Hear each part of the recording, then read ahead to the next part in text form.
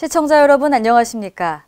지방자치 중심 소식을 전하고 더 나은 지방자치의 방향을 제시하는 지방자치 1번지입니다.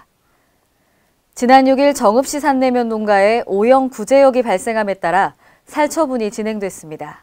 유희광 기자가 취재했습니다. 지난 6일 정읍시 산내면 장금리의 한 한우 농가에서 오염 구제역이 발생함에 따라 한우 49두가 매몰된 데 이어 7일 해당 농가 반경 500m 이내 4개 농가 125두에 대한 살처분이 진행됐습니다. 축산당국은 구제역의 확산 방지를 위해 특수 미생물의 번식을 이용해 가축 사체를 분해하고 이때 발생하는 열에 의해 침층수를 발생시키는 호기오열식 방식으로 살처분을 실시했습니다. 또 발생 농가에 인접한 통제초소 2개소를 운영함과 동시에 7일 24시까지 전파 가능성이 있는 우제류 가축 및 사람, 차량 등의 이동을 중지시켰으며 일제 소독을 진행했습니다. 특히 오는 13일까지 7일간 우제류에 대한 타지역 반출을 금지시켰으며 발생 농장 반경 20km 내 우제류 2018호 23만 3천 두에 대한 긴급 백신 접종을 실시합니다. 한편 구제역 확진 판정을 받은 한우 농장의 바이러스 항체 형성률이 5%에 불과했던 것으로 확인되면서 당국과 지방자치단체의 백신 접종 관리에도 문제가 있었던 것이 아니냐는 비난이 쏟아지고 있습니다. 구제역 같은 경우는 소는 항체를 제대로만 놓으면 항체 형성률이 100%입니다. 이건 저희들이 책임을 통감하고 이건 일을 작년에도 나왔는데도 불구하고 또 항체 형성률이 거의 0%인 농가가 있다는 것은 저희들이 책임을 져야 되고 질책을 받아서 마땅한 상황입니다. 죄송하게 생각합니다. KLN 유희광입니다. 전국 지방자치단체 중 처음으로 노면전차 도입을 추진 중인 대전광역시가 지난 7일 노면전차 도입 활성화를 위한 토론회를 열었습니다. 이번 토론회에는 철도기술연구원 등 전문가들이 참석해서 트램 도입을 위한 정책적 지원 필요성을 제기하는 등 다양한 의견이 오갔습니다. 대전시는 트램 3법 가운데 도시철도법과 철도안전법이 개정되고 도로교통법도 이달 중 개정을 앞두고 있어 2025년인 개통 시기를 1년가량 앞당길 계획입니다.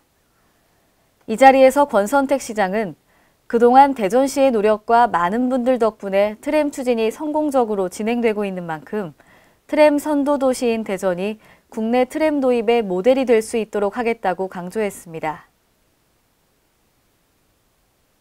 경상남도가 올해 추진 중인 서민자녀 교육 지원 사업이 이달부터 본격 시작됩니다. 서민자녀 교육 지원 사업은 초중고에서 대학 입학과 재학, 취업까지 생애주기별 맞춤형 지원 사업으로 올해는 모두 741억 원이 투입됩니다. 경남도는 올해부터 학원비 등 서민 자녀들의 학력 향상 지원을 위한 교육복지카드를 신학기 시작 전인 이번 달부터 사용하도록 했습니다. 대상은 서민 자녀 7만 1천여 명으로 연간 사용 가능액은 초등학생 40만 원, 중학생 50만 원, 고등학생은 60만 원입니다. 전북 남원시 사랑의 열매 봉사단이 지적장애인 자립지원센터에 차량을 기증했습니다. 이번 기증식은 사랑의 열매 봉사단 회원 및 일반인 기부자를 포함한 16명의 자발적인 기부로 이루어졌습니다.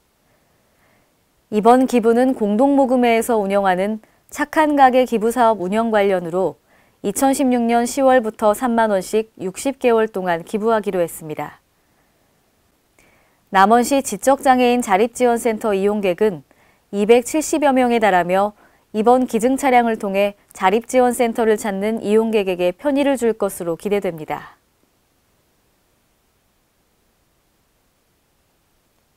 국민안전처는 페이스북 라이브 방송을 통해 국민과의 쌍방향 소통을 추진하고 있는데요. 이 라이브 방송은 다양한 프로그램을 실시간 생방송으로 편성하여 운영합니다. 또한 생방송의 장점을 살려 재난안전에 대한 관심과 참여를 높이고 국민과의 소통에 나서기 위해서 추진됐습니다. 페이스북 방송 시청을 원하는 분은 인터넷이나 애플리케이션으로 페이스북에 접속해 대한민국 국민안전처를 검색하면 됩니다.